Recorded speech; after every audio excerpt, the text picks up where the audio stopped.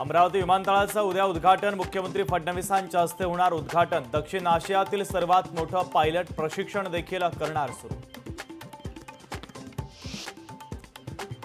अमरावतीमध्ये ठाकरेंच्या शिवसेनेचा आज निर्धार मेळावा। खासदार अरविंद सावंतांसह विदर्भातील खासदार आमदार मार्गदर्शन करणार।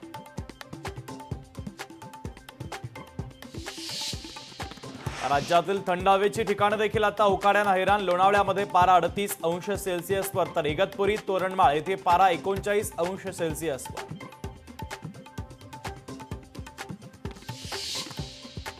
शिकोदाबाद जमीन घोटाळा प्रकरणी प्रियंका गांधींचे पती रॉबर्ट वाड्रा यांना ईडीचं समन्स, तर ईडीचं वाड्रा यांना दुसऱ्यांदा समन्स।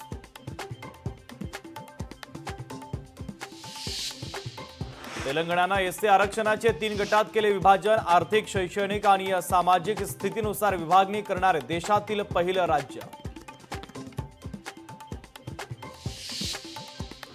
कोल्हापूरमधील करवीर निवासिनी श्री अंबाबाई मंदिरातील गरुड मंडपाच्या खांब उभारणीला प्रारंभ। पावसाळ्यापूर्वी गरुड मंडप तयार होणार।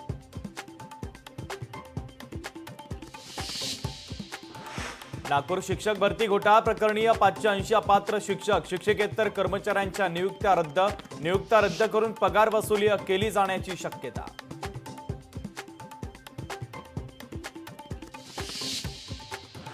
पूजा खेडकरला 21 एप्रिलपर्यंत दिलासा। सुप्रीम कोर्टामध्ये 21 एप्रिलपर्यंत सुनावणी तहकूब, तर पूजाला दिलेल्या अटकेपासून संरक्षण कायम।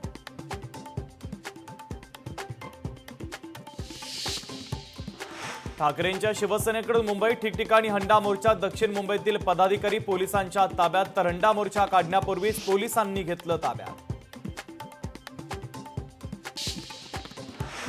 रायगडमधील रोह्यात ट्रान्सवर्ल्ड कंपनीमध्ये आग। खिडक्यांची कामं सुरू असताना लागली आग, तर आगीवर नियंत्रण मिळवण्यात अग्निशमन दलाला यश।